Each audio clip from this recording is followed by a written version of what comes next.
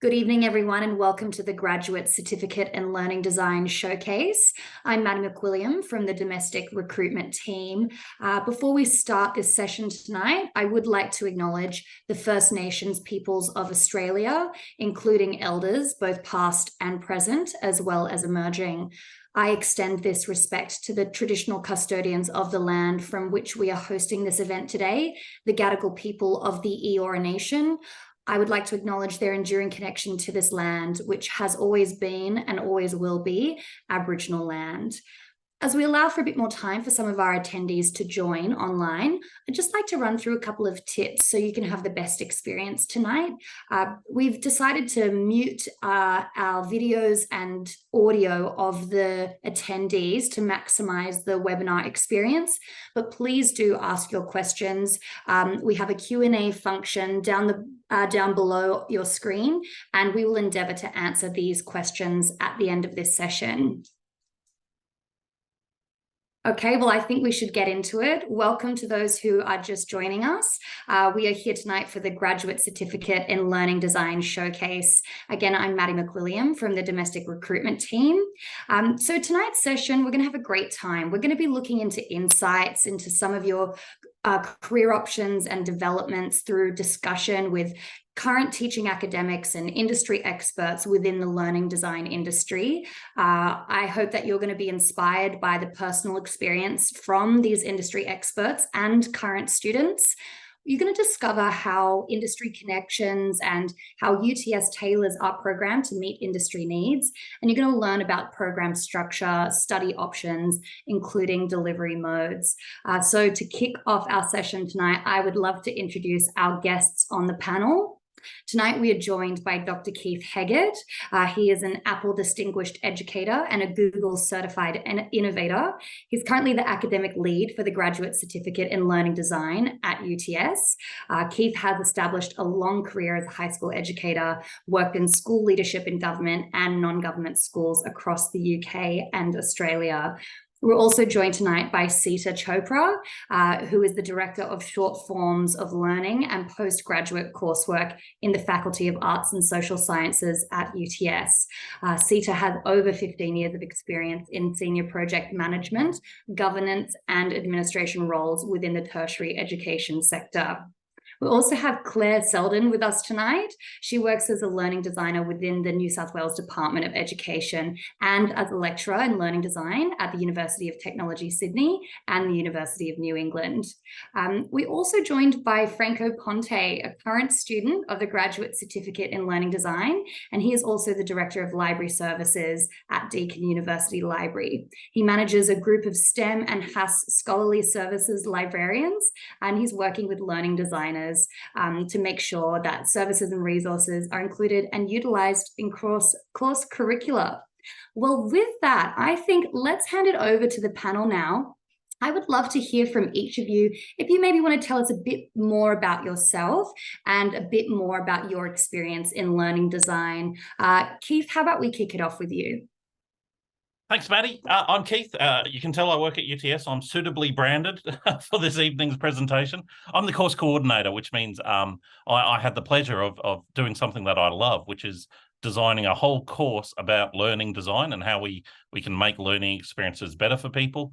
And then I get to teach it.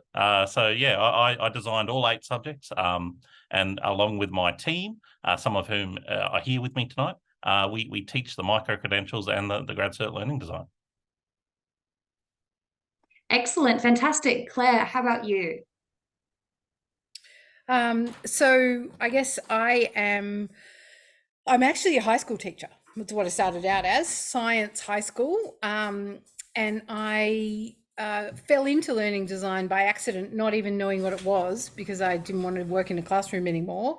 And then I ended up making really cool stuff for people all the way from 4 and 5-year-olds up to 99. So it's really exciting to be here. My areas of expertise and real passion is gamification and virtual reality. And so I occasionally teach with Keith or just add that current industry person view to some of the other subjects. Such an interesting space to be working in. Sita, I'd love to hear a little bit more about your experience. Thanks, Maddie. So I was one of the people involved in the initial accreditation of the graduate certificate in learning design. And I also work with Keith in talking to different areas in industry, because we've had quite a number of organisations who have been interested in upskilling their staff by undertaking the micro-credentials. So we've had great interactions with areas such as the Health Education and Training Organisation, also the Australian Army.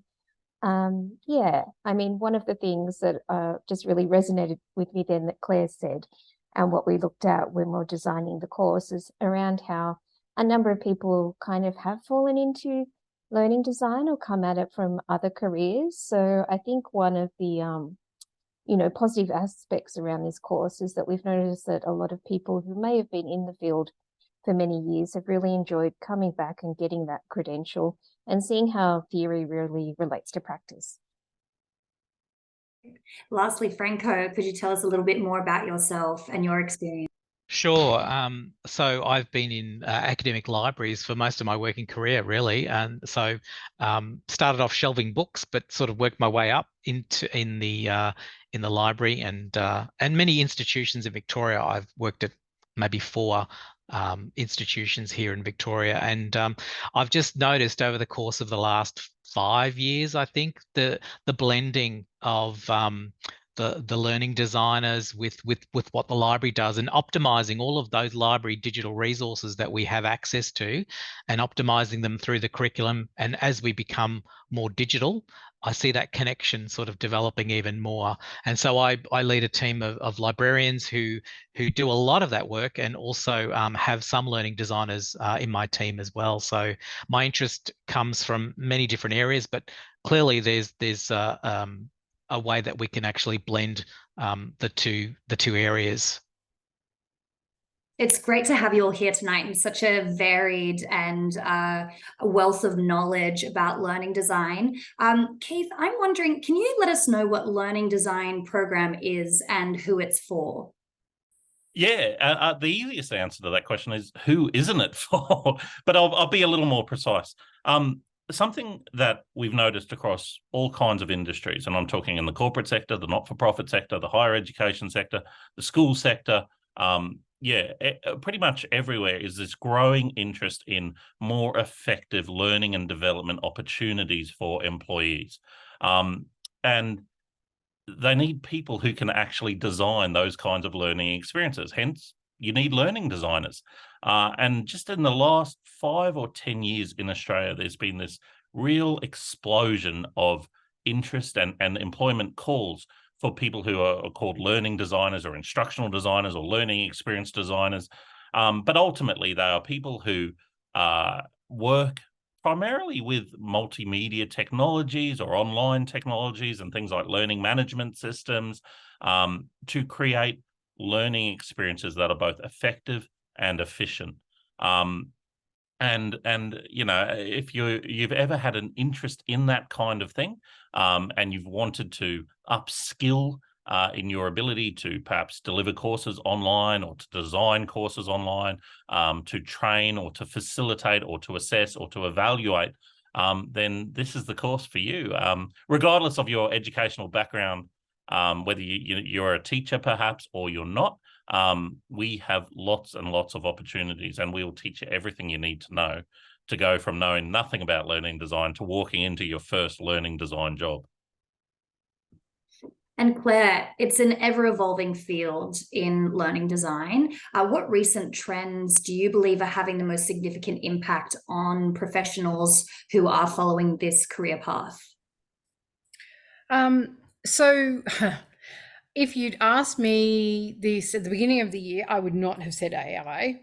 I am now going to say AI, but not potentially for the reason that you might think.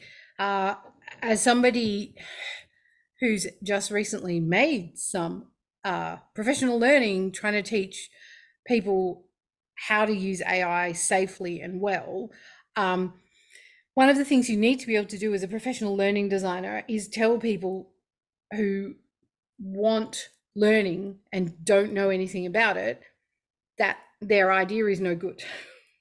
And in order to do that, one of the things I love about this course, and I would say if you wanted to change career into learning design course, which is myself and most of my team, the people that I work with, I lead a small team.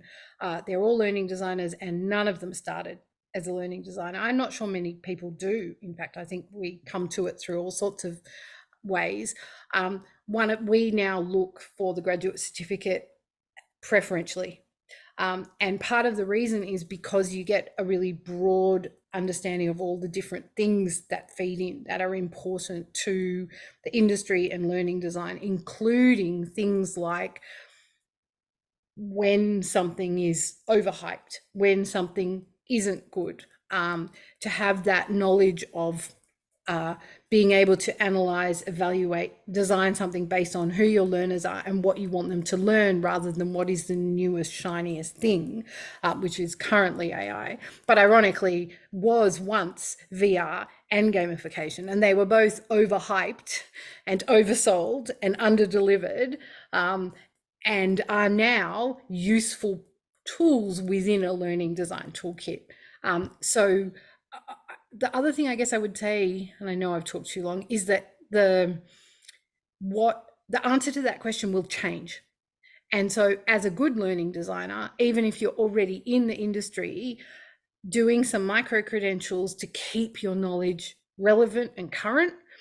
Keith and I have been teaching Predict, the course that includes AI, for 3-4 years now, Keith, something like that, while.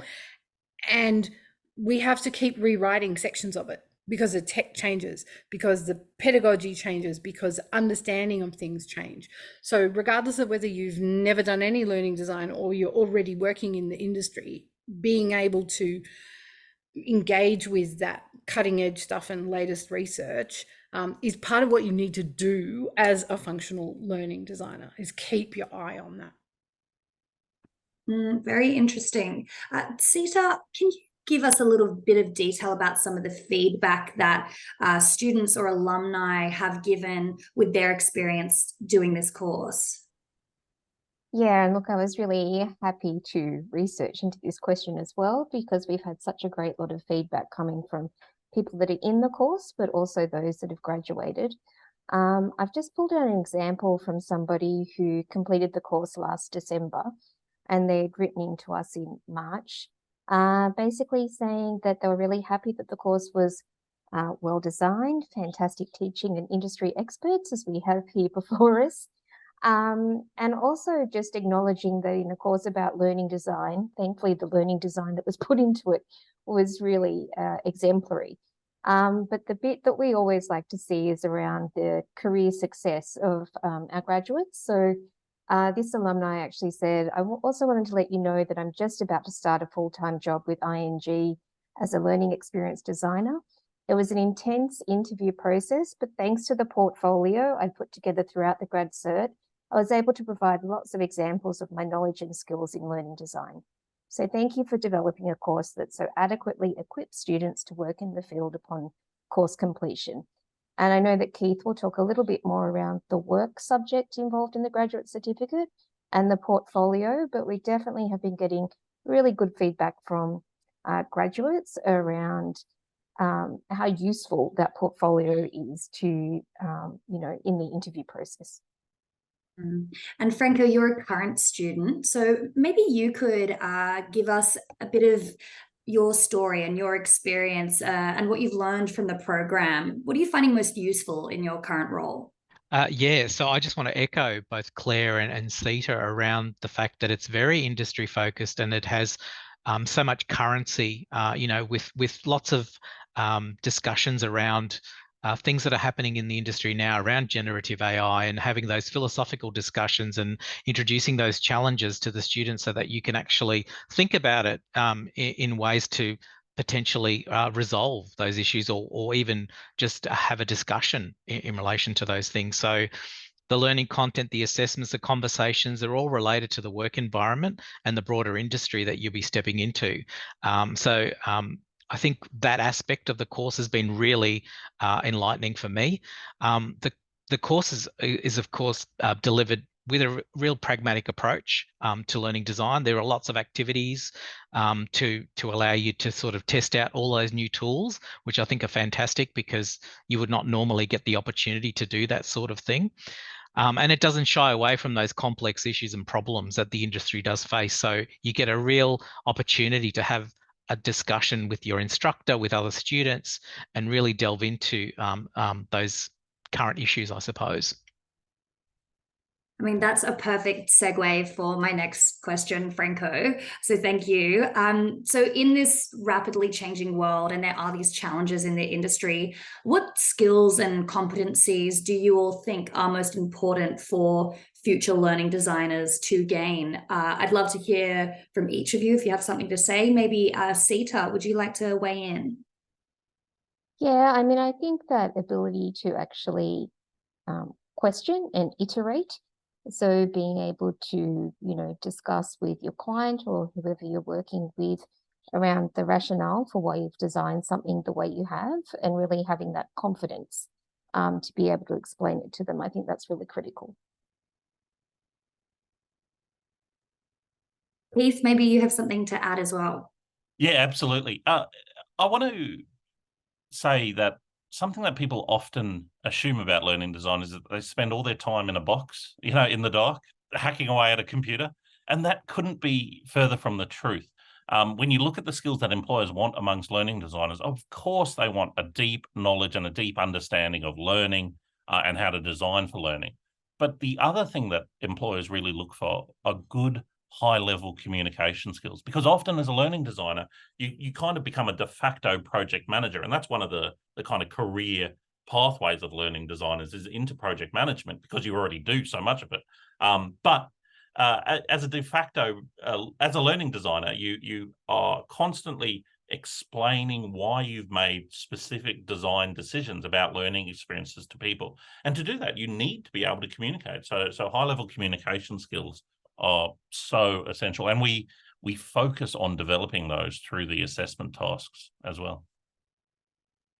Claire, do you have something to add? Yeah, so I was thinking about that. So we do have we definitely do have that focus on the high level communication skills and in the assessment tasks. And it's interesting because Keith and I have discussed this before. One of the assessment tasks actually asks the learners to pitch there in a 5-minute video, and people don't like that.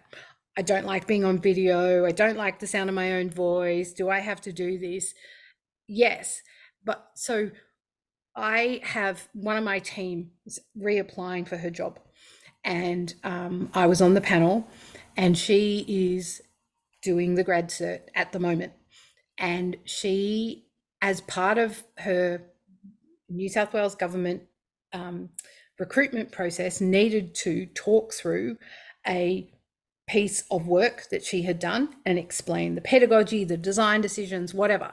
This is a job interview to retain a position, and she caned it. She could talk about every aspect of the design. And I think what I'm trying to say is that those communication skills, yes, all the stuff that Sita and Franco were talking about with that broader picture of stuff, but ultimately, really, really, what you want to be is a lifelong learner. Because if you do not currently have communication skills, that's fine. But I, as going to hire someone, always want to pick that person who's still learning, who wants to learn, who knows where they're not necessarily, their project management skills maybe aren't so great there. I'm terrible at video and image editing. It is not my skill and forte, but I'm trying. I'm doing some short courses in those kinds of things. So I think being able to self-evaluate where are the holes in my expertise and my toolkit, and how can I improve that, would definitely be a big skill for me that I'd be looking for. And for those attending tonight who feel passionate about learning design, but maybe aren't sure about where it could take them, could you all weigh in on what job opportunities and career pathways there are for learning design graduates.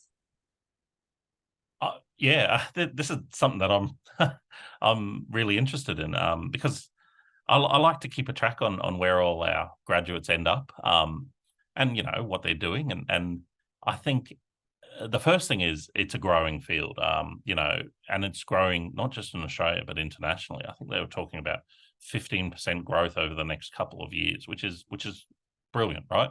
Means there's lots of opportunities and lots of opportunities for promotion.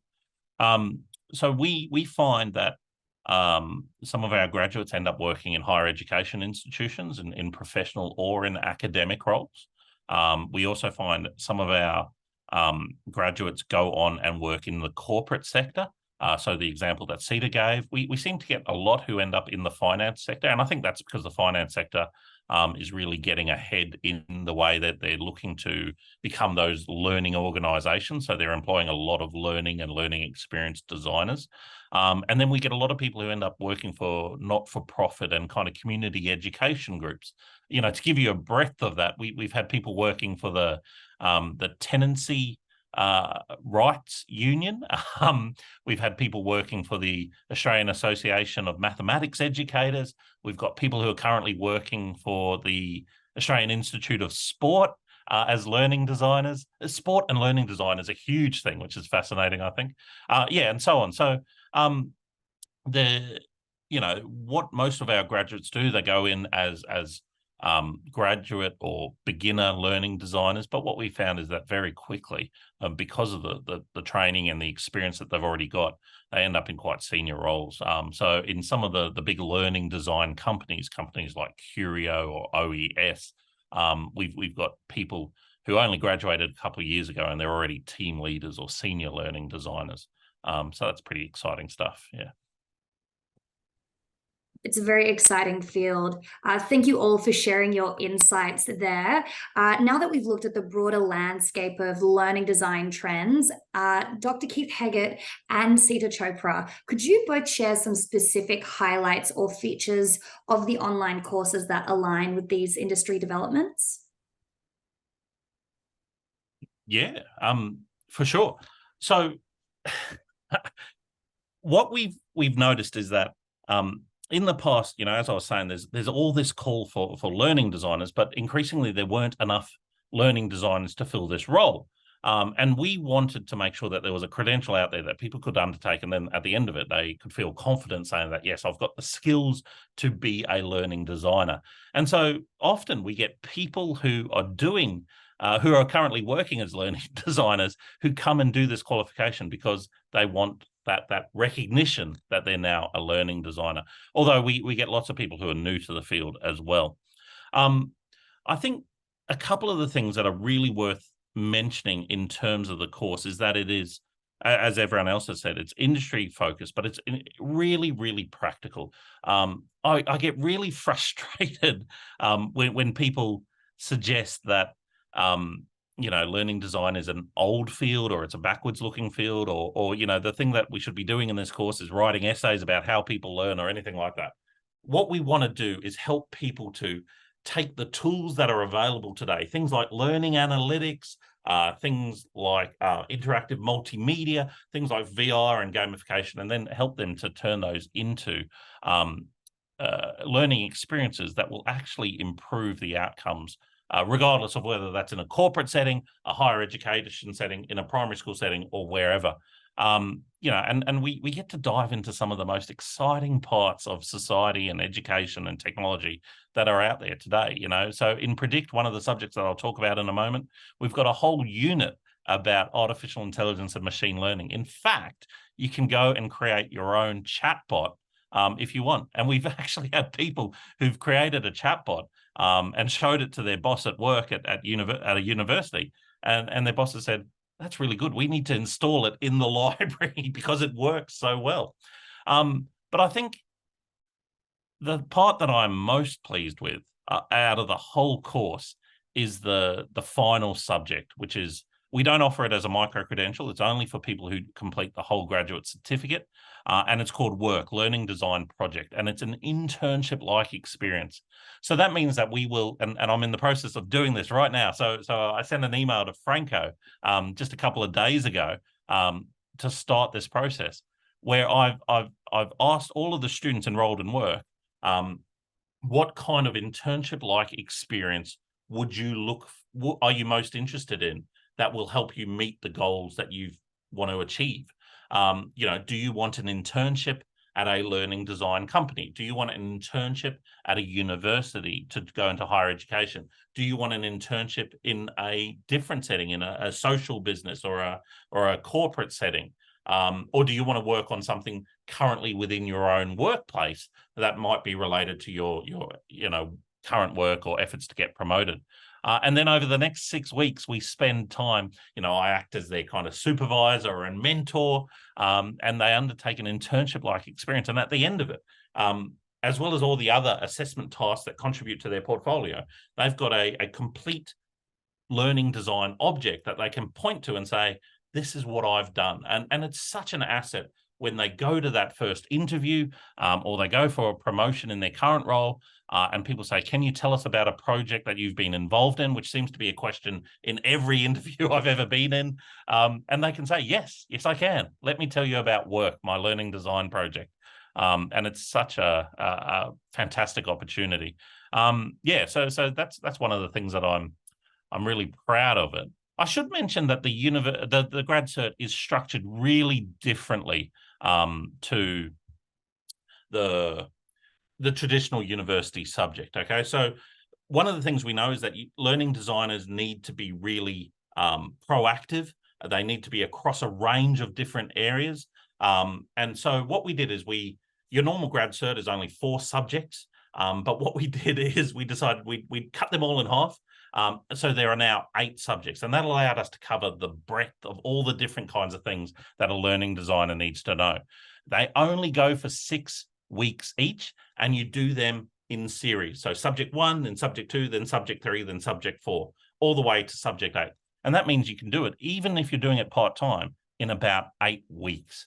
It's not 8 weeks, 8 months, maybe not 8 weeks. If you're doing it full-time, it's even quicker. You do 2 subjects at a time, and it's finished in 4 months. Let me tell you just a little bit about the subjects to give you a flavor of all the kinds of things that we're covering, okay?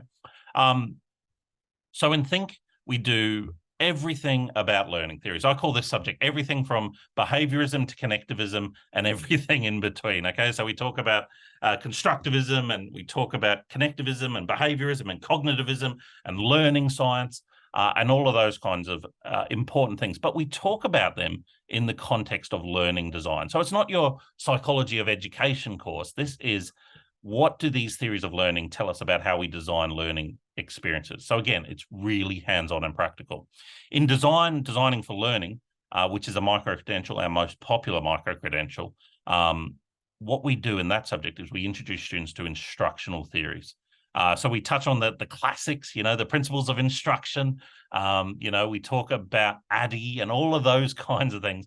But we also explore things like learner experience design, user interface and user experience design thinking, all of those modern ideas around how we design. And again, it's really practical, So during this subject, you design scenarios, you build learner profiles, you construct high-level learning design strategies for a brief that you've designed yourself. In critique, we look at all those tricky ethical issues related to learning design. So things like privacy, copyright, the law and learning design, which is a really interesting space. And we also look at, inclusion and accessibility. There's nothing worse than spending a whole lot of time developing an interactive multimedia learning object only for it to fail the Web Content Access Guidelines, and you have to go straight back to the start again. It's just ridiculous. Okay, so it's important that learning designers know about that. Analyze is all about evaluation and assessment. Okay, assessment, we talk about the things that you might expect, but also some really interesting stuff like stealth assessment, assessment through learning analytics. We talk about the changing face of assessment, how to design a good rubric, all of that kind of stuff. But evaluation is where that subject really shines, because that's something that's so often overlooked. I call it, how do we get past the smiley sheet? At the end of a course, there's always a sheet and you indicate how happy you were with each kind of thing, and everyone always talks about the food. That's an evaluation, but it's not a good evaluation. This course will teach you how to do a good evaluation. Crunch is one of my favorites. We dive into learning analytics. We start talking about descriptive and we end up talking about predictive and prescriptive analytics. And we use a tool called Tableau to help us create visualizations for actionable insights based on real world data. So that's a lot of fun, that one. Predict is Claire's subject. She talks a lot about gamification, artificial intelligence, machine learning. We also look at XR, extended reality, including virtual reality, augmented reality. We play around with lots of the tools involved. There is Minecraft involved in that, I'm afraid. We take a very critical view about educational technology. So it's not just about the shiny object syndrome. It's about whether there's actual value in that for learning design. Create, we actually dive into a range of different tools, authoring tools, you probably heard them called, about how we might actually go about designing these kind of objects in ways that will be suitable, accessible, effective, and efficient. So how do you lay out text on an online site? How do you embed interactive objects and make sure that students use them? How do you develop a good discussion board in an online course, for example, and not one that everyone just ignores? All of these kinds of things are covered in Create. And then Work, the final subject, which I spoke about, is our big internship-like project. We offer 5 of these as micro-credentials. And I think Sita's going to talk about the micro-credentials. Thanks, Keith. So again, I guess in a course that's about learning design, we wanted to try something new. So micro-credentials are basically UTS's newest form of learning. Some of you may have heard around the National Micro-Credential Framework that was approved last year by the Australian government. We've been offering micro-credentials a few years before that, but that framework basically gave a universal definition of what a micro-credential is. So according to the government, a micro-credential is a certification of assessed learning or competency with a minimum volume of learning of an hour and less than an AQF award qualification. So in our case, less than the graduate certificate. And it's alternate, complementary, or component part of an AQF award qualification. So when this definition came out, we were really happy that what we had been doing aligned with it. So just looking at how we've been defining micro-credentials, as it says up there on the screen, it's basically a formally assessed piece of learning. So basically it's a standalone component, and it's something that you can study outside of the award course. Importantly, after you've undertaken a micro-credential and passed the assessment, we're able to issue you with a certificate of attainment, and that verifies the study you've undertaken, and it reflects the various skills and knowledge in that particular micro-credential. I think as Keith said, when we were designing this course, we wanted to make sure that there are different entry pathways into it. Different people, regardless of their backgrounds and educational experience, could access the learning. So if you decide, and we've had a few of these people, that they don't want to start with the graduate certificate, you can enroll in a micro-credential. It basically gives you the option of dipping your toe in the water to see what the course is like. Alternatively, we've had other people who have only wished to upskill in one of the areas that our micro-credentials are in. Again, that's perfectly fine. We'd love to see you within our micro-credentials, and you'd still be able to get credit recognition for completion of the micro-credential if you do decide that you'd like to be applying for the graduate certificate later on. There are a number of other benefits that the micro-credentials provide to our learners. When we were designing this course, I know Keith spoke to a lot of different industry organizations, including the education sector. I think there were interviews with HR, defense, so on and so forth. A lot of that work that was done is now incorporated into the subjects and the micro-credentials.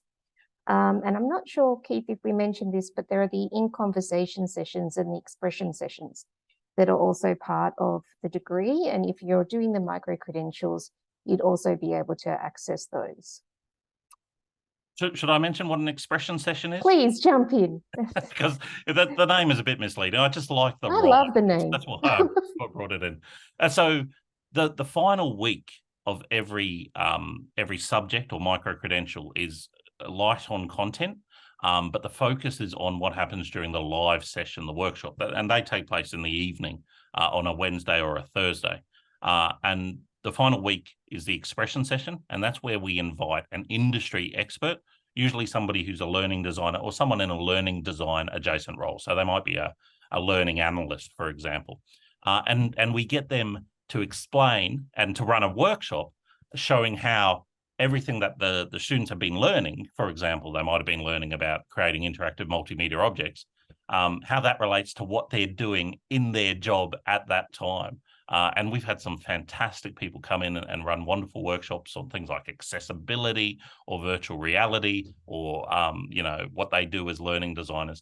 And what we're trying to do there is make it very clear, if you haven't worked it out already, that there are close connections between what you're learning and what you're going to be doing as a learning designer in the future. Thanks, Keith. As I mentioned too, we definitely make sure that you've got some recognition for completion of the micro-credential. So you get a certificate of attainment, which we've had a number of people share on social media. We're also looking at badging at the moment. So there'll be news around that coming soon. And as Keith mentioned, it's these particular 5 subjects that we're also offering as micro-credentials at the moment. We originally only had 4, but then we undertook some work with the New South Wales Health and Training Institute, HETI, and they really wanted to do the Analyze one as a micro-credential, so we've opened that up to everybody as well. Each of these micros, just like the subjects, they have a combination of self-study and online learning and the optional weekly online sessions. And just if you do want to consider a micro-credential, I'll just drop some information into the chat. We've got, it's so American, I'm sorry, but a Black Friday, Cyber Monday sale coming up soon. So I'll just put details of that into the chat. Thank you. Great. Thank you. Well, that brings us to our question and answer section of the evening. Thank you, Keith and Sita, and all our guest speakers tonight for your insights so far. So we're now opening up the session for Q&A. For those in the audience, please do keep sending through your questions to the Q&A box, and I will ask them directly to our speakers tonight. But just to kick it off, Keith and Sita, tell me, what do you think sets our learning design program at UTS apart from others? And how do you ensure that our students get the education and experience that they need to meet industry demand? There are so many things that I'd like to answer in relation to that question, but I'll try to keep it brief. The learning design course and the micro-credentials it's an award-winning course, and it's won awards from learning design organizations, international learning design organizations. And the reason it won those awards is because it's designed and taught by people who are learning designers. We're academics as well, but I was a learning designer for 5 years before I became an academic. And I still do learning design work. John Vulich, who's one of our other colleagues, he teaches some of the other subjects. He was a senior learning designer and team leader at UTS before he became part of the team. You know, Claire, as you've already heard, is a senior learning designer. So the strongest thing, the thing that is most distinctive about it is that it is so close to the field, regardless of where that field is, whether it's corporate, higher education, or whatever. We've got people who do all of those kinds of things and have done all of those things and continue to do all of those things. And the other thing is, there are lots of other universities who've kind of jumped on the bandwagon of offering grad cert learning design. Imitation is the sincerest form of flattery. And I was talking to one of the professors from from one of the universities, and he said, "Oh, we really liked your structure and some of the ideas for your course, so we borrowed them." And I was like, "Oh, okay." But what we do differently is we prioritize the student experience. We deliberately keep the class sizes small. You're never going to be in a class with 100 people. Your teachers, me, and the rest of the team will know your names, and we will respond to you really quickly.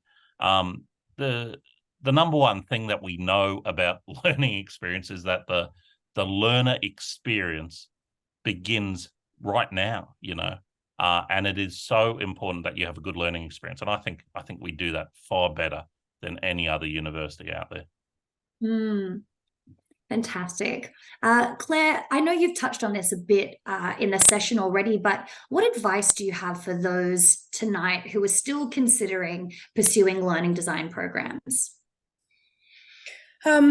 Well, I'd like to add a little bit to what Keith was saying about picking UTS in particular. Yes, Keith was first. I mean, when he was first coming up with this idea and talking, I was one of the people that he talked to.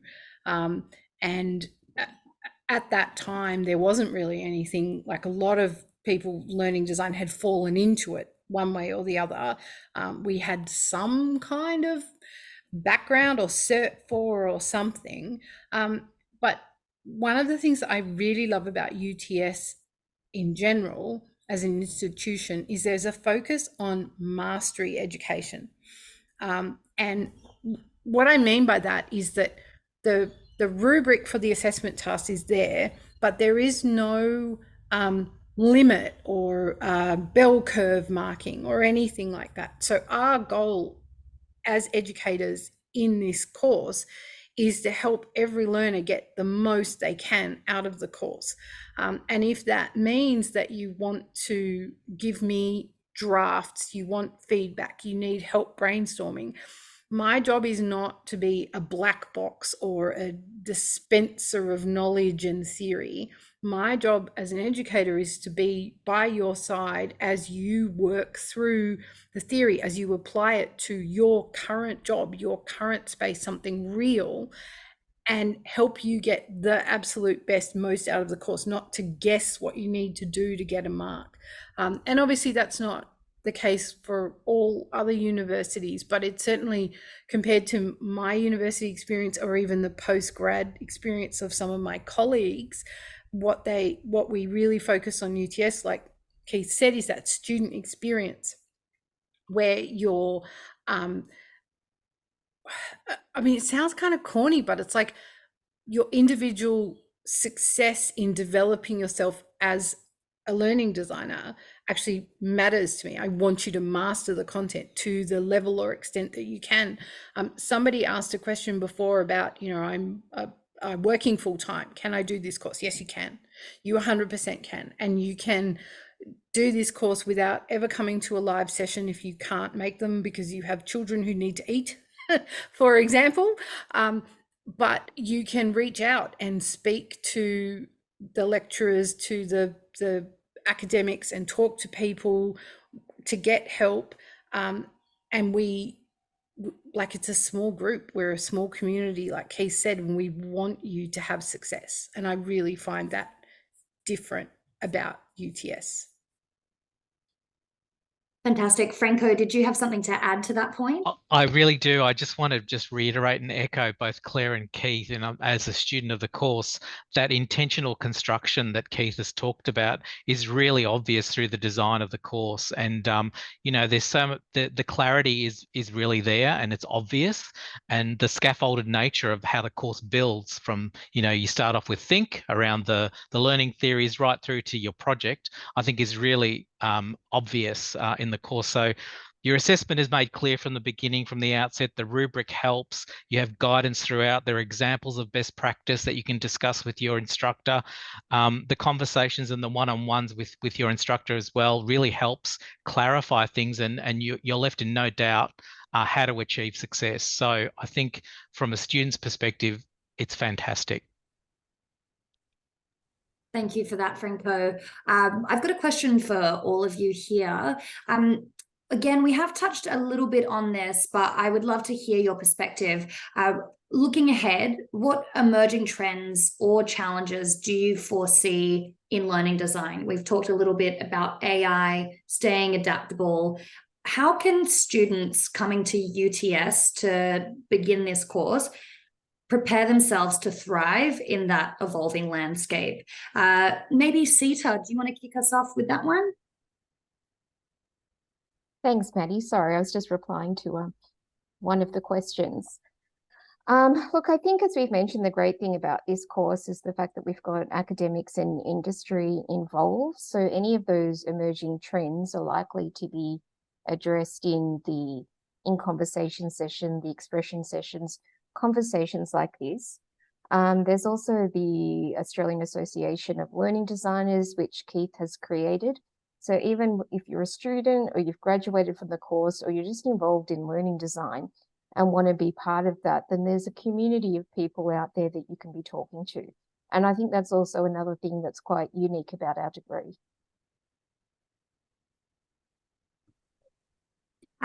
Maybe Franco, would you like to weigh in on this one as well?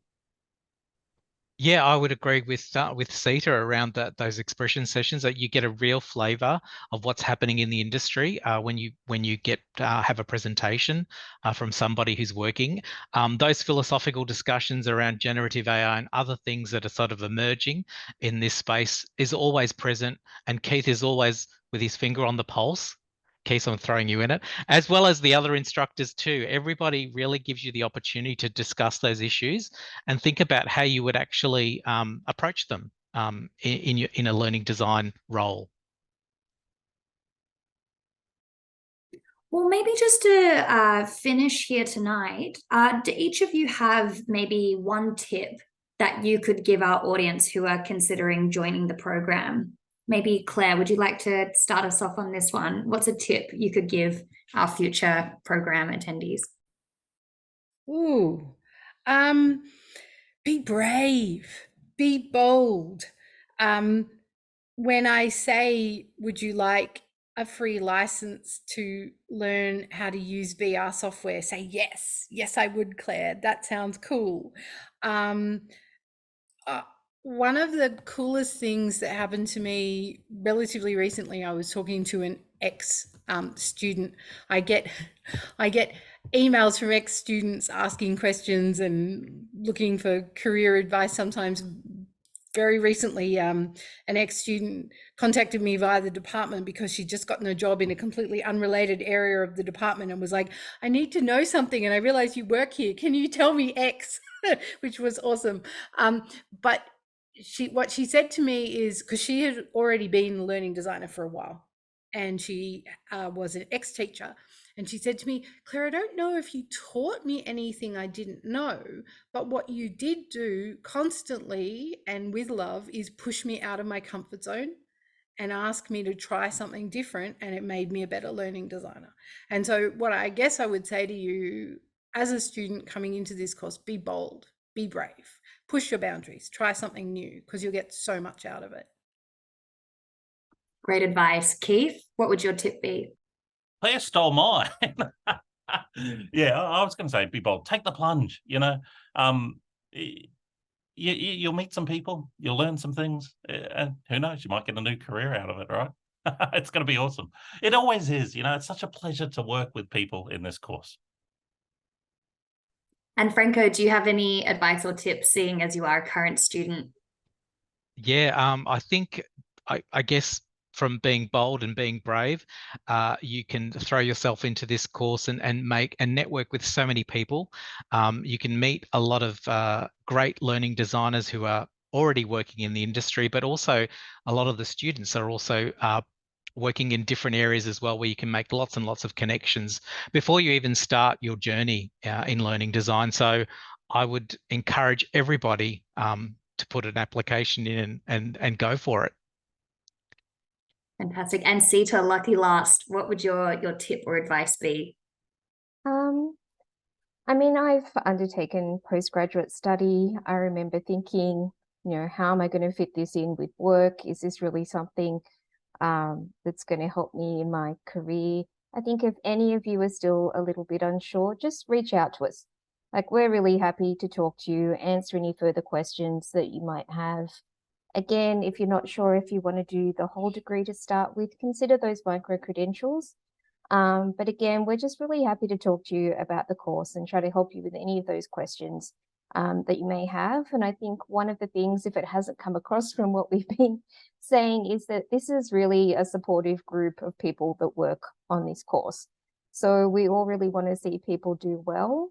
And, you know, we're in the same kind of vein, and we'll talk to you around, you know, any of those questions. Because, yeah, it is a commitment to do postgraduate study, and we all recognise that. Thank you, Sita. And on that note, we're going to bring our session to a close tonight. I would like to extend my gratitude to our guest speakers for sharing their insights into the latest trends in Australian learning design industry, as well as the opportunities offered by the Graduate Certificate program at UTS, and the exciting future that awaits our graduates and prospective students. For our audience, just like Sita was touching on there, our team is available to answer your postgraduate study inquiries and can schedule a one-on-one consultation with you. So please feel free to contact us at fas.marketing@uts.edu.au. That's FASS.marketing@uts.edu.au. And we look forward to supporting your learning journey at UTS. For those interested in applying, applications are now open for the February 19, 2024 intake. You can submit your application via the UTS student portal. And just a reminder that the micro-credentials for 2024 will be on sale on the 24th of November for a Black Friday, Cyber Monday sale. So that's going to take 20% off the price. And that's about it for us. We appreciate your participation, and we hope to welcome you at UTS soon. The next session will be for the Master of TESOL and Applied Linguistics Showcase tomorrow night at 6 p.m. in case any of you are interested and would like to attend. We look forward to meeting you again, and have a great evening. Thank you. Thanks, everyone. Thanks, everyone. See you next year, right?